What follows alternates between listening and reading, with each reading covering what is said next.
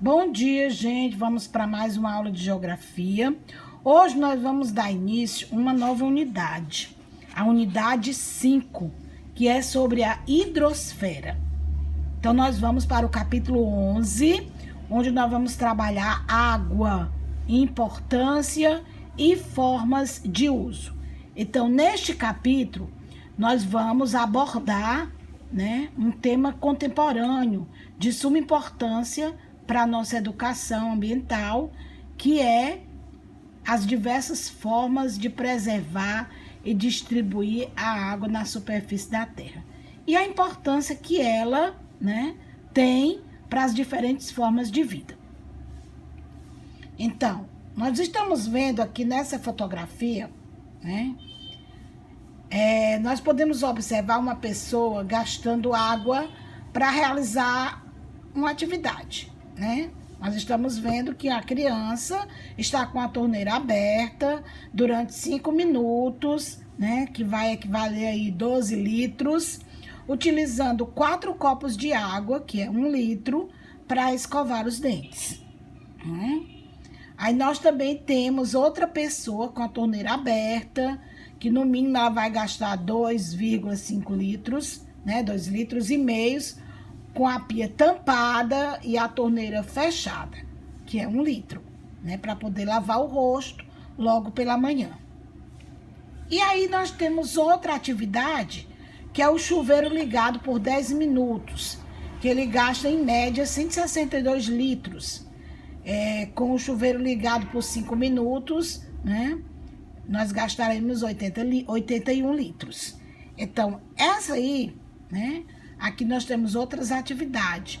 Com a mangueira aberta por 10 minutos, nós jorramos 186 litros de água e com um regador a gente gastaria bem menos, só 20 litros. Então, essas ilustrações que eu passei, é só para a gente ver o quanto uma pessoa gasta de água para realizar algumas dessas atividades, Então, a gente viu que a gente tem como gastar menos e fazer a mesma atividade. Então, a hidrosfera, ela significa fonte para a vida. A superfície do planeta Terra, ela é constituída predominantemente de água. Não é por menos que a gente é chamado de planeta azul. Então, os continentes e ilhas, eles constituem cerca de 30% da superfície da Terra, e os oceanos e as águas continentais cobrem aproximadamente 70% do nosso planeta. Então, essa imagem que vocês estão vendo aí é uma imagem de satélite destacando a porção oceânica do planeta Terra. Então, os oceanos, rios e lagos sempre influenciaram a distribuição da população. Portanto, a organização do espaço geográfico. Então, isso por quê? Porque suas águas, além de serem um recurso natural básico para a vida humana, também são fonte de alimentos, de energia e serve como via de transporte. Então, inúmeras cidades localizadas à beira-mar ou à beira de rios e lagos apresentaram um grande desenvolvimento no decorrer da história. Então, nessas cidades, construíram-se portos para embarque, para desembarque de pessoas, de mercadorias, transportadas através de barcos ou navios, São as chamadas cidades portuárias.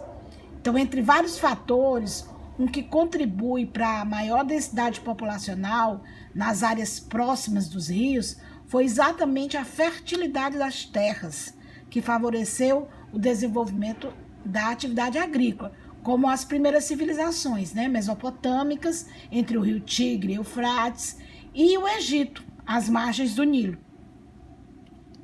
Então, a água, ela é um recurso natural, assim como o ar, que é um elemento indispensável para a nossa vida. Então, para ser utilizada pelo homem, a água precisa ter determinadas condições de pureza, de modo que não prejudique a nossa saúde. Então, conforme a Organização Mundial de Saúde, cerca de 40 mil crianças morrem todos os dias em todo o mundo por causa de doenças decorrentes de água imprópria para o consumo humano.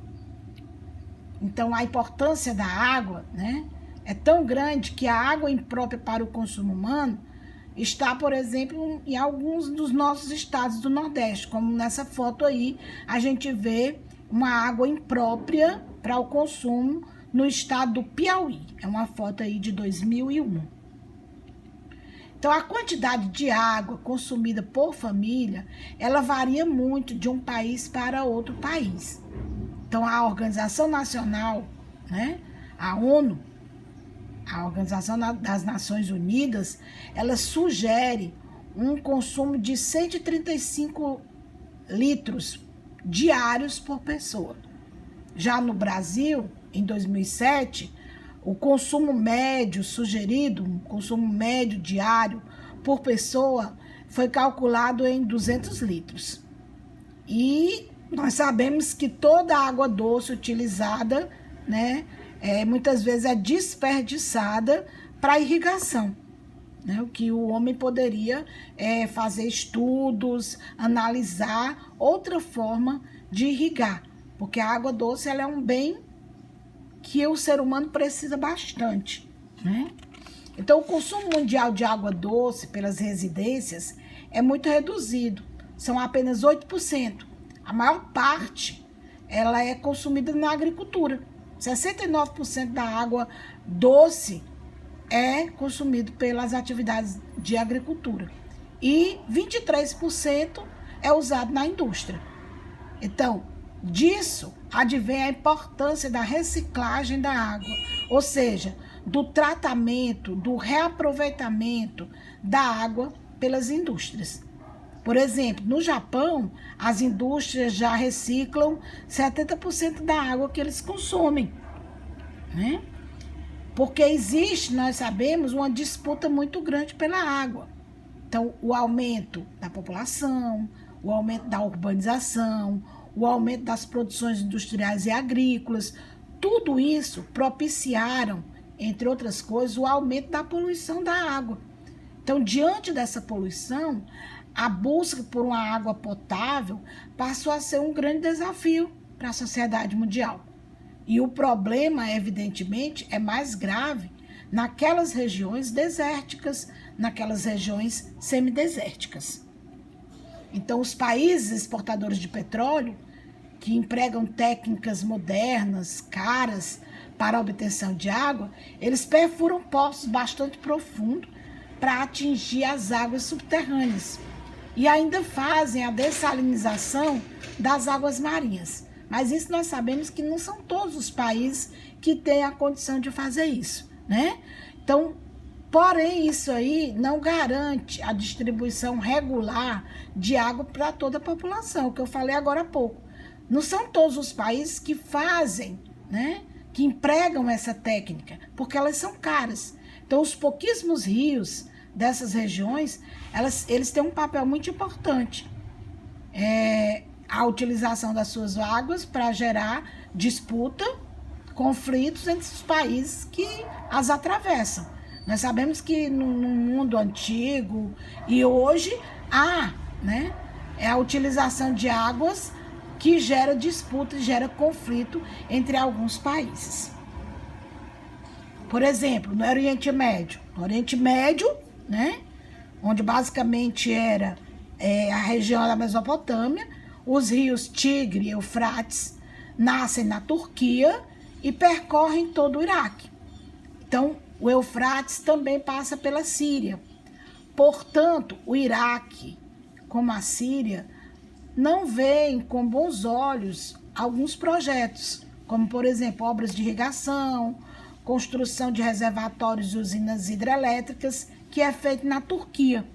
Por quê? Porque isso pode diminuir o volume de água desses rios, nos trechos que atravessam seus países. Então, aí é uma geração de conflitos. Já no Brasil mesmo, em lugares onde não há situações graves de escassez de águas, mas apenas em alguns períodos de estiagem, nos quais se costuma fazer racionamento de água, algumas prefeituras vêm desenvolvendo programas para a reutilização da água. Trata-se do uso da água após o esgoto ter sido tratado, né? Então, essa água reutilizada, ela pode ser útil em atividades como regar jardins, lavar roupas, lavar carros, apagar incêndios. Nós mesmos já vivenciamos um período de estiagem muito grande, né?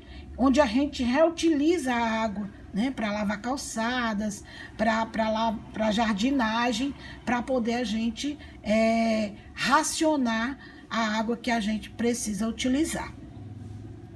Então, obrigado, vamos para as nossas atividades.